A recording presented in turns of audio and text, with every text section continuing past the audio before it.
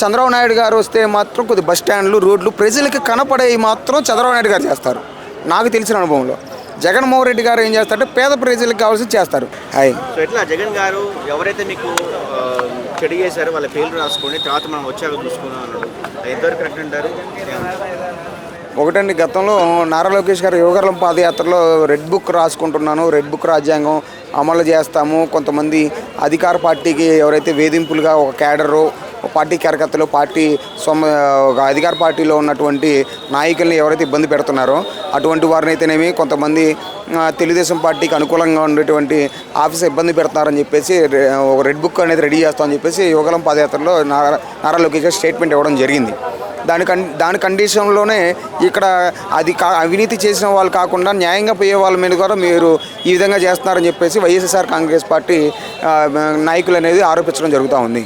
అది తప్ప ఉప్పు అనేది న్యాయస్థానాలు ప్రజలందరూ అందరూ విచారణ పరిధిలో ఉన్నారు. నిందితులుగా తేల్చాలంటే ఇంకా కోర్టుల పరిధిలో ఉంది కాబట్టి అది ఏం జరుగుతుందో మనం వేచి చూడాలని చెప్పి మేము భావిస్తా ఉన్నాం. రాజ్యాంగం నడుస్తుంది, కేసులు నడుస్తున్నాయి, జైల్లో పెడుతున్నారు, కక్షపూర్తి రాజకీయాలు జరుగుతున్నాయి. రేపు జగన్ వస్తే సేమ్ ఇలాగే చేస్తారని జగన్మోహన్ గారు చెప్తున్నారు. వాళ్ళు రెడ్ బుక్ రాస్తే మనం బ్లూ బుక్ రాయండి, దాంట్లో ఖచ్చితంగా అన్యాయం చేసిన వాళ్ళని మాత్రమే రాసుకోండి, నేను మొత్తం ఒక సినిమా చూపిస్తాను, వాళ్ళు ఈ సప్త సముద్రాలు దాటినా కానీ నేను వదిలిపెట్టను అని చెప్పేసి జగన్మోహన్ రెడ్డి గారు పలు వేదికల మీదుగా పార్టీ కార్యకర్తలు జిల్లా నాయకుల సమావేశంలో తాడేపల్లిగూడెంలో చెప్పడం జరుగుతూ ఉంది.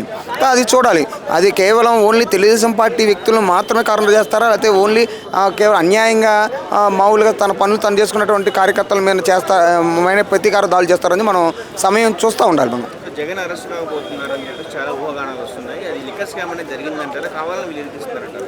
అది బేసిక్ అయితే ఆరోపణలు అయితే వస్తున్నమాట వాస్తవం.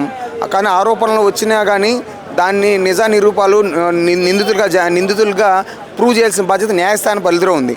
ఆరోపణలు చేసే బాధ్యత ప్రభుత్వాలు చేస్తుంటారు. ప్రతిపక్షంలో గతంలో అధికార పక్షాల్లో ఉన్నటువంటి వ్యక్తుల మీద, నాయకుల మీద, ముఖ్యమంత్రుల మీద, మంత్రుల మీద, ఎమ్మెల్యేల మీద వీళ్ళు ఆరోపణలు చేస్తుంటారు. కానీ నిందితులుగా ప్రూవ్ చేసిన బాధ్యత న్యాయస్థానాల పరిధిలో ఉంటుంది. అది దాని కండిషన్లో మనం వేచి చూసే దూరంలో ఉండాలి. అరెస్ట్ అయితే చేస్తారని చెప్పేసి అంటూ ఉన్నారు. ఈరోజు జగన్మోహన్ రెడ్డి గారు ప్రెస్ మీట్లో కూడా చెప్పడం జరిగింది, నేను విజయవాడలో ఉన్నాను, వచ్చి అరెస్ట్ చేసుకోండి అని చెప్పేసి అనడం జరిగింది. చూడాలి మరి ఆ చర్య అనేది ఎంతవరకు జరుగుతుందో, దానివల్ల ప్లస్సా మైనస్ అధికార పక్షానికి అది ఒక పాజిటివ్ ఉండిద్దా నెగిటివ్ ఉండేదో మనం చూడాలి. చంద్రబాబు గారు వస్తే బిల్డింగ్లే కడతారు, జగన్ వస్తే పేదలను చూస్తారని చెప్పేసి అంటున్నారు. ఎంతవరకు జగన్మోహన్ రెడ్డి గారు పేదలకైతే న్యాయం చేసిన మాట వాస్తవం అని చెప్పేసి సామాన్య ప్రజలైతే కోరుకుంటూ ఉన్నారు.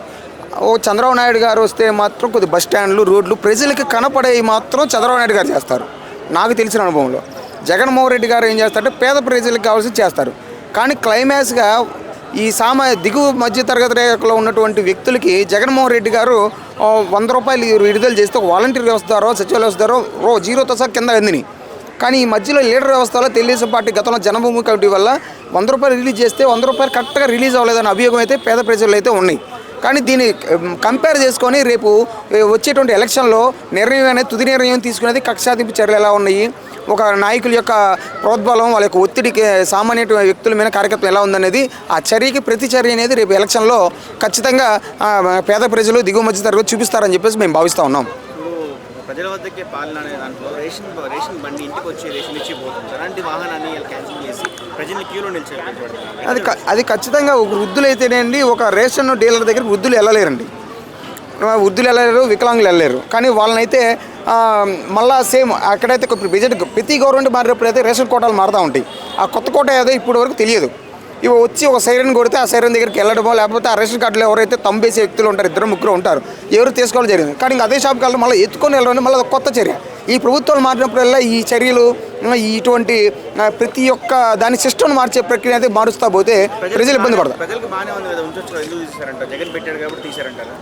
అది ఖచ్చితంగా ఈ రాజకీయాల్లో మన సౌత్ ఇండియన్ పీపుల్ మనకు బేసిక్గా ఒక తమిళనాడు ఎలా అయిపోయిందో ఆంధ్రప్రదేశ్ అలా అయిపోయింది. ఎప్పుడు వాళ్ళు పని చేస్తే వీలో పని చేయడం, వీలో పని ఓపెన్ చేయడం. దీనివల్ల మన సౌత్ ఇండియాలో మనం ఈ ఒక అభివృద్ధి దిశగా పోకుండా కక్షాదింపు చర్యగానే రాజకీయాలు నడుస్తున్నాయని చెప్పేసి మేము భావిస్తూ ఉన్నాం.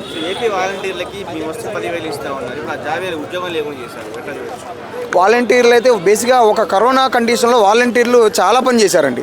ఒక వాలంటీర్లు అయితేనేమో మున్సిపాలిటీ వర్కర్స్, ఒక డాక్టర్స్ ఎలాగో వాళ్ళు ముఖ్య భూమి పోషించారు. చాలామంది కరోనా కండిషన్లో వృద్ధులు అయితేనేమో చాలామంది హైదరాబాద్లో ఉంటారు, మనవాళ్ళు మనవరాళ్ళు లేకపోతే కూతుళ్ళు కొడుకులు జాబ్ కొని ఉంటే వీళ్ళు ఒక ఇన్ఫర్మేషన్ వచ్చి హైదరాబాద్ నుంచి ఒక ఆంధ్ర పోయేలోపు చాలా ముందు ప్రాథమిక చర్యలను కరోనా కండిషన్లో మెడిసిన్ అయితేనేవ్వండి, కొద్దిగా బీచింగ్ చల్లడం అయితేనేవ్వండి, ఆ చుట్టుపక్కల వాళ్ళకి స్ప్రెడ్ కాకుండా వాలంటీర్లు అయితే ఖచ్చితంగా చేశారు. ప్లస్ వాలంటీర్లు వచ్చేసరికి ఈ ఫెన్షన్ అనేది ఇంటికి తీసుకెళ్ళడం అనేది అది బృహత్తరమైన చర్య, చాలా మంచి చర్య. మరి అటువంటి ప్లాన్ను కూడా మరి తీసేసే జరగడం అనేది చాలా అది ప్రజాస్వామ్యంలో అదొక అసంబద్ధ చర్య అని చెప్పేసి నేను భావిస్తూ ఉన్నాను. కూటమి వచ్చి సంవత్సరం అవుతుంది, మరి ఇచ్చిన పథకాలు ఏం నెరవేర్చింది, ఎలా ఉంది? బేసిక్గా సూపర్ 6 అనేటువంటి ఒక బహుత్తర పథకంతో వీళ్ళు అధికారంలో రావడం జరిగింది. అది మంచి పథకం, వాళ్ళు చెప్పడం మంచిదే, చేయాల్సిన బాధ్యత వాళ్ళ మీద ఉంది. కానీ కొంతమంది మహిళలకి, లేడీస్కి, కాలేజ్ స్కూల్ పిల్లలకి ఇస్తారంటున్నారు. సరే నెక్స్ట్ రేపు ఆగస్టు 15 తర్వాత ఇస్తామని చెప్పేసి ప్రభుత్వం కూడా అంటున్నారు. కానీ ఇవ్వాలి, ఇస్తే ఖచ్చితంగా పేద ప్రజల్లో దిగువ మధ్య తరగతి బిలో మంచి పేరు తెచ్చుకుంటారు. కానీ తీసుకోకపోతే ఖచ్చితంగా జగన్మోహన్ రెడ్డి గారికి అయితే ఏ గతి పెట్టిందో అదే గతి, అంతకుమించి గతి అయితే ఖచ్చితంగా పడింది. ఎందుకంటే చాలా ఆశపడి ఉన్నారు పేద ప్రజలు, ఆశపడి 150 స్థానాలకు వచ్చే వ్యక్తి 11 స్థానాలకి పరిమితం చేశారు. మరి వీళ్ళు ఎందుకంటే చంద్రబాబు నాయుడు గారు చాలా సీనియర్ వ్యక్తి, తను వచ్చేసరికి 3-4 సార్లు ముఖ్యమంత్రి చేశారు, చాలా మేనిఫెస్టో కండిషన్లో చాలా రూపకల్పన చేసిన వ్యక్తి, ఖచ్చితంగా పేద ప్రజలకు న్యాయం చేస్తారని చెప్పి మేము భావిస్తూ ఉన్నాను. కానీ చేయని పక్షంలో మళ్ళీ గత ప్రభుత్వాలకు ఏదైతే ఒక జరిగిందో అటువంటి చర్యనే, అటువంటి ఒక యాక్షనే మళ్ళీ పేద ప్రజలు ఇటువంటి ప్రభుత్వానికి కూడా ఇస్తారని చెప్పేసి మేము భావిస్తాం. ప్రతి మహిళకి 15,000 ఇస్తా ఉన్నారు, ప్లస్ ఫ్రీ బస్సు ఇస్తా ఉన్నారు. ఇప్పుడున్న పరిస్థితుల్లో ఫ్రీ బస్సు అనేది కరెక్ట్ అంటారా? మరి ఫ్రీ బస్సు అనేది ప్రభుత్వ బడ్జెట్ ప్రకారం తెలంగాణలో అయితే కొద్ది ఇంప్లిమెంట్ జరుగుతూ ఉంది. దీన్ని చూసి కర్ణాటక దాంట్లో చూసి చంద్రబాబు నాయుడు గారు మేనిఫెస్టోలో రూపకల్పన చేశారు. ఇస్తే మంచిదే, ఇవ్వని పక్షంలో దాన్ని ఆశించే వాళ్ళు ఏ విధంగా చర్య తీసుకుంటారనేది మనం గమనించాలి. ఎందుకంటే ప్రజాస్వామ్యంలో ప్రజలే ప్రభువులు. యేసు, దాసు, ఇస్మాయిల్ అన్ని కులాల వారు కూడా ప్రభుత్వ అధినేతలు చేసే నిర్ణయానికి కట్టుబడి ఉంటారు, ఆచరిస్తారు, ఆలోచిస్తారు, అనుసరిస్తారు. లేని పక్షంలో వాళ్ళకి ఓటు అని ఒక ఆయుధంతో ఖచ్చితంగా సమాధానం చెప్తారు. కానీ చంద్రబాబు నాయుడు గారు చాలా సీనియర్ వ్యక్తి, ఆయన చాలా ప్లస్ సెంట్రల్లో నరేంద్ర మోడీ గారు అధికారంలో ఉన్నారు. ఈయన చెప్తే ఈయన పరిస్థితిలో నితీష్ కుమార్ వీళ్ళిద్దరు యొక్క సలహాలతో వీళ్ళ యొక్క మద్దతుతో గవర్నమెంట్ నడుస్తూ ఉందని చెప్పి భావిస్తూ ఉన్నాం. కాబట్టి ఖచ్చితంగా బడ్జెట్ తెచ్చి చేస్తారని చెప్పేసి ఒక ఆస్తి అయితే పేద ప్రజలు ఉన్నారని చెప్పి మేము భావిస్తూ ఉన్నాం. ఇలాగంటే ఇప్పుడు ప్రజెంట్ అధికారంలోకి వచ్చి సంవత్సరం అయింది, రేపు చేస్తామంటున్నారు. చేయని పక్షంలో ఖచ్చితంగా జగన్మోహన్ రెడ్డి గారు ఇంకో పార్టీ రావచ్చేమో, జగన్మోహన్ రావచ్చేమో. కానీ ఒకటే విషయం చెప్తాం, కానీ వాళ్ళు ఇచ్చిన సూపర్ 6 అయితే పథకాలు అయితే ఖచ్చితంగా అమలు చేసి బాధ్యత. ఎందుకంటే ఎన్నో ఆశలతో పవన్ కళ్యాణ్ గారు ఫుల్ మెజారిటీ ఇచ్చారు, చంద్రబాబు ఫుల్ మెజారిటీ ఇచ్చారు. కానీ చూడాలి మనం ఫుల్ మెజారిటీ ఇచ్చినప్పుడు ఖచ్చితంగా వాళ్ళ యొక్క ఆశయాలు అనేది ఫుల్ఫిల్ 100% చేయాలి. లేని పక్షం ఖచ్చితంగా గత ప్రభుత్వాలు ఎదుర్కొన్నటువంటి సమస్యల్ని ఈ ప్రభుత్వం కూడా ఖచ్చితంగా ఎదుర్కొని అంతకన్నా తక్కువైనా ఆశ్చర్యపోనక్కర్లేదు. జగన్ గారు ఏమంటే రెడ్ బుక్ పాలన ఎక్కువ జరుగుతుంది, మేము కూడా అవునండి, మరి అది తప్పే. నాకే వచ్చిందండి ప్రాబ్లం. నా ఏంటి ప్రాబ్లం అంటారు, నాది 10 ఎకరాల ల్యాండ్ ఎవడు వేరే పేరున వస్తే నాది ఆక్రమించేస్తా ప్రయత్నం చేసేది.